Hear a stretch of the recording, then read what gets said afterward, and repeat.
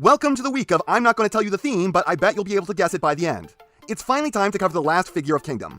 I actually wasn't going to review Core Class Hot Rod last time. My planned schedule last week got completely messed up by videos that needed to be done, but I didn't plan to do. So originally, I wanted to make a different video for Sunday. But then I realized, since I didn't do Hot Rod earlier in the week, and this week was locked in, I knew what I was making this week. Then if I didn't do it on Sunday, then Hot Rod would be the last review Kingdom ended on.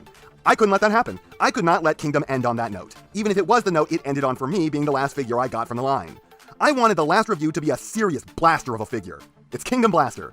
Yes, I know I got this in the Legacy box, but I'm counting it as part of Kingdom because that's where it's supposed to be from, and if I don't, the final wave of the line had 2 figures. I know that's the reverse of the logic I used last time. Shut up! And this is absolutely going to go down as one of the best of Kingdom, and one of the best of the War for Cybertron as a whole. It is almost comical how the wave that gave us Hot Rod also gave us this thing. This is everything the Earthrise Soundwave should have been.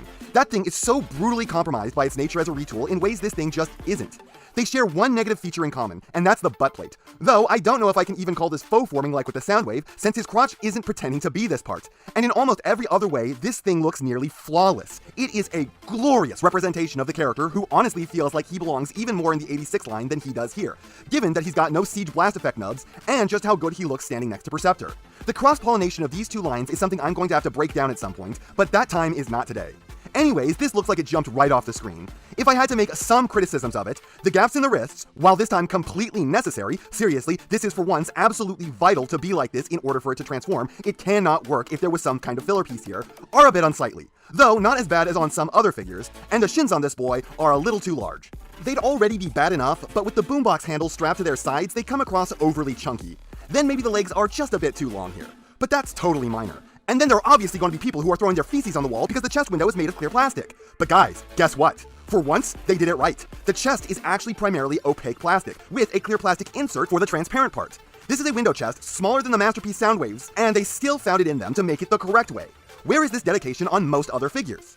And normally I kind of rail against it when parts get this much paint, but this time it makes sense. Blaster's chest is an iconic part of his design, and in order for it to work, it kind of needed to be like this.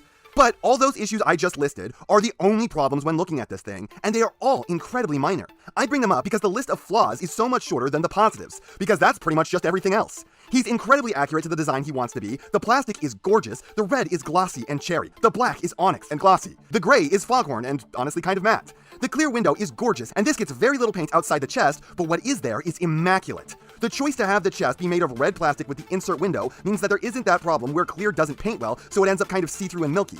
And the few accents he gets are so well handled, they look more like separate plastic inserts than they do paint. Even if there isn't a ton of it, I sincerely think this might be the best paint of the WFC. The whole figure is covered in these cool little Hasbro extra details they like to add to spice up a sculpt, and I'm here for them. These cuts at the wrists, though, aren't that. They are here for the thumbs to slot into for something important down the line. There are people who like to make the claim that if the figures didn't have these extra sculpted details, they'd look horribly boring. But there are a lot of MP and 3P figures out there that beg to differ. But I do love it here because it gives the chug line something unique to call their own. And then much like the Siege Optimus Prime, this guy is just hand candy. It's not quite to the level of Prime, as he seems to be made out of several plastics with different consistencies, but you still just pick this guy up and get a smile on your face before you do anything with him, because he feels so nice in your mitts. And much like with the Cyclonus, my OCD demands I put my thumbs in his knee speakers. You just can't comprehend the satisfaction unless you're a psychopath like me. And the head is excellent, though the expression feels wrong. You can do a placid or serious blaster without making it feel like an emotion uncommonly upon his face that he's now frozen into. It's probably just a slight downturn at the ends of his mouth, and it doesn't sit right for being a flaw so small, but outside that mild frustration, this could not be more blaster. I guess maybe the metallic colors they use for his face and helmet are a little darker than they should be, but that's for the nitpickiest of nitpickers. So me then. But seriously, the shape is there, which honestly makes this thing less likely to be an 86 figure, because what the fuck 86? I don't understand how this is so hard.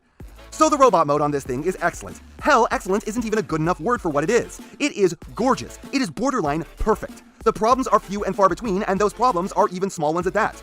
It looks great, with tons of little touches they didn't have to include. It feels almost as good as it looks. Everything on it is handled well. This manages to outdo a lot of the red figures in just look alone. And then obviously the build isn't about to burst into flames for daring to exist because they used garbage plastic.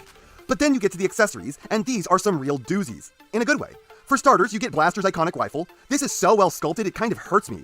Though I don't know if you can use that scope, what with the stock really being in the way, and then it has these ports on the side so you can attach other guns to it. Sadly, it's not Siege Blast Effect compatible, which becomes even sillier when the guns you put on the sides are. This lends yet more credence to the idea that he's from 86. You can sling the rifle across his back, and that looks good. And then he comes with Eject. Excuse me, Legacy Soundwave, why didn't you come with at least one cassette if you were just the same thing but with less effort than when it was first released?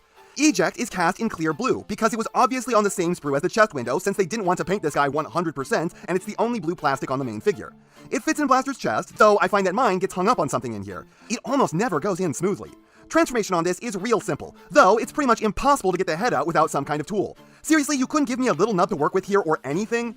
It looks really good in robot mode if you get past the clear plastic. It's got some nice gold accent paint that the larger figure just doesn't have, and this thing is tiny, yet it still poses better than the core class Hot Rod. By a lot. If you were one of the people who was wondering why I was so harsh on that figure, it's because this free pack-in accessory on an already fantastic figure is better than it, in like every way. It looks better, feels more durable, poses better. If the head weren't such a pain in the ass, it would transform better. The biggest problem I have with this whole feature is the switches on his stomach to open the chest window are all one piece and they push in rather than down. Disgusting. So, his accessories kick ass. He gets one of the better guns of the whole War for Cybertron, just on a pure molding front, even if it can't use blast effects, and then this awesome little minifigure, which is something that only characters of his ilk get. I know there were stupid figures in RID 2015 that got called deployers because they were just cramming this type of gimmick onto them, and now people are insisting that that's the name of this class of dude. But we went without a name for them for decades, and then this boring crap is what Hasbro comes up with in one of the worst Transformers shows? No, I reject that for not being awesome enough. The characters who fire out goons to do their biddings are called minion cannons. You cannot dissuade me otherwise. Posability is not Blaster's strong suit. He's not bad at it, he's just not anything special in this regard. Head has slightly more range than normal, and you can cheat it for a ton of up. Shoulders pull like 1 degree less than a 90. Elbows pull like a 110. Mafia elbows. Specifically designed Narcissa wrists, so he can reach his buttons with his unique pressing finger, though he can't really activate the gimmick on his own. Legs kick forward and out to the side with no problems, but you have to open the butt flap for any back, and they still wind up a tiny amount limited. Normal 90 knees, they are weirdly rough though, and feet with some ankle tilt and toe up. Like I said, he's nothing special on this front. Slightly better than normal head and elbows, slightly worse wrists, he's average on the posing, which means he's at least not bad. Transformation is fantastic, but you have to press harder on the backpack for it to open far enough to get the head in. You will see what I mean if you get this thing. Otherwise, this is a really fun and easy time that yet again styles on the Netflix Soundwave for being an overcomplicated retool. This really shouldn't take you more than 30 seconds to do once you get the hang of how the fists rock in and you realize that the entire shoulder vents are actually locking tabs, though I do always forget to flip in the shin speakers. And the boombox mode rules. I know I keep saying it, but this thing just stomps on the Earthrise Soundwave. It is infinitely more cohesive, it is less knobbly, it's got less kibble from behind, it's mountains cleaner, it's better in absolutely every way. The tape gimmick obviously still works, and if you mount the gun on the back of the shoulder, it looks a bit like a radio antenna, so it's got weapon storage, and it's not weird looking for it to be on there. None of the little dials work, but I can't be mad about that. This is a stellar alt mode. It's pretty much perfect. I have nothing bad to say about it. Why did the Soundwave have to be such a compromised retool when this is allowed to be perfect? And I think you can already tell my thoughts on this figure as a whole. This is a micro masterpiece. It's almost perfect. The flaws with the look of this thing can be counted on one hand, and even then, they aren't big flaws. Otherwise, there isn't a negative feature about this thing. It looks fantastic, it's built as well as it looks, it feels great in your hands, the gimmick is built as robustly as it can be, better than almost anyone else with this feature, the posability could really stand to be better, but it's not bad by any stretch of the imagination, it's just not as good as it could be. The accessories it comes with are some of the best of the entire WFC, getting just a solid and unique workhorse of a gun, and a minifigure that's better than at least one core class. The transformation is excellent, being both breezy and fun with no frustrating bits once you know how it works, and the alt mode is perfect. Even from behind it looks solid. This is up there with the Kingdom Cyclonus for the line, a figure that just does its job so incredibly well without compromise, while packing the maximum value into every inch with posability that's pretty unremarkable. Cyclonus has better joints, and this has the better face and accessories. Pick this one up, you won't regret it. And that's not half what I have to say, but it's enough what I have to say. And I know, you know, what everyone else tells you to do at the end of these videos. So, if you liked what you saw here, please do that. And if you'd like to take it a step further, then please, share this video with any friend you think may be interested. I hope you all enjoyed listening to me waste your time.